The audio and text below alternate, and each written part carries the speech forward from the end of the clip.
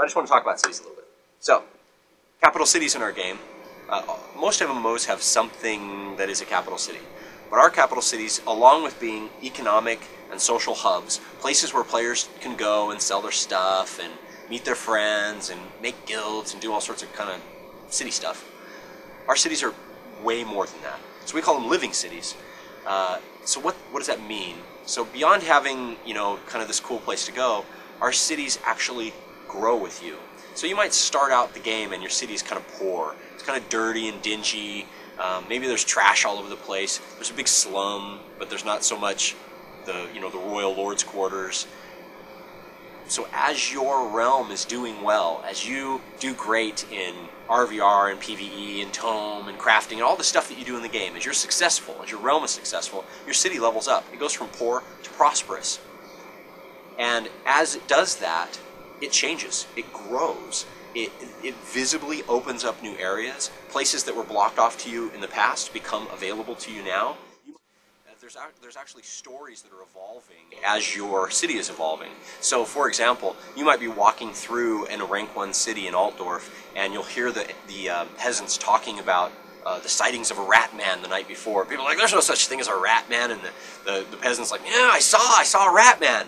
And as the city starts to level up, this story starts to progress until eventually at rank 5, when the city becomes prosperous, it opens up the Skaven tunnels and you start getting quests to send you into the Skaven tunnels underneath the city where there's giant rat men that you can adventure against. So it's just one other aspect of some of the cool stuff that we're doing. You literally might be walking down an alley and there's a big pile of garbage in the way because the city's poor and it's kind of run down a little bit. And as the city levels up, the garbage cleaners come along and they clean out that big plug of garbage in the middle of the alley, and now you can get through it. It opens up a new area of the city for you to go to. You might be able to go to the Temple of Sigmar, and the Temple of Sigmar is there. You can see it, you can walk up to the door, you can knock on the door, but you can't open the door, and it says, cannot enter until your city is rank 3. So your city becomes rank 3, and you can open the doors, you can go inside, there's new quests for you to participate in. One of the great things about this is, as your city levels up, it becomes kind of the crown jewel in for your realm. It becomes the source of realm pride for you in your realm. Your enemy can see that also. He can open up the world map and he can go, Altdorf. Oh, Altdorf is prosperous. Oh, holy crap. Look at Altdorf. It's got Felix and Gotrek visiting right now. It's got these festivals that are going on. It's opened up all sorts of new areas. Really cool. I think it's time to lay assault to Altdorf, because by driving the battle towards Altdorf now, they're able to participate and partake in all of the rewards that you got. So as you open up these new areas, new cool things for you to do in the city, it actually opens them up for your enemy also.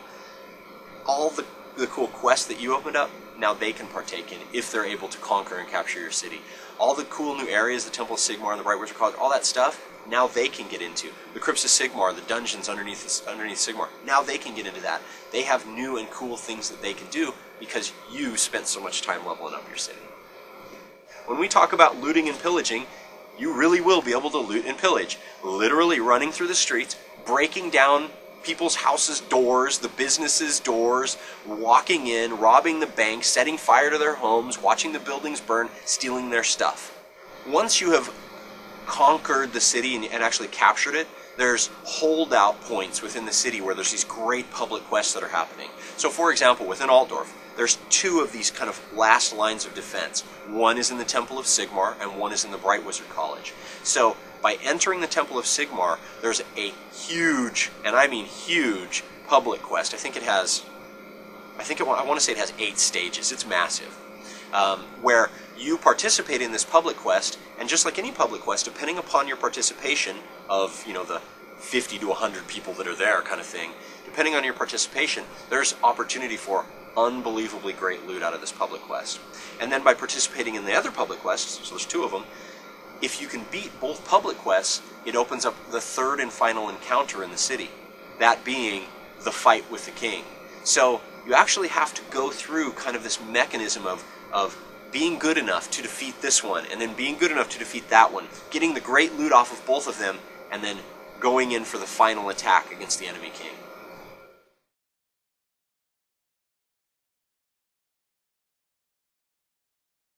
But let me just explain one thing about Jeff that, you know, he's too shy to mention.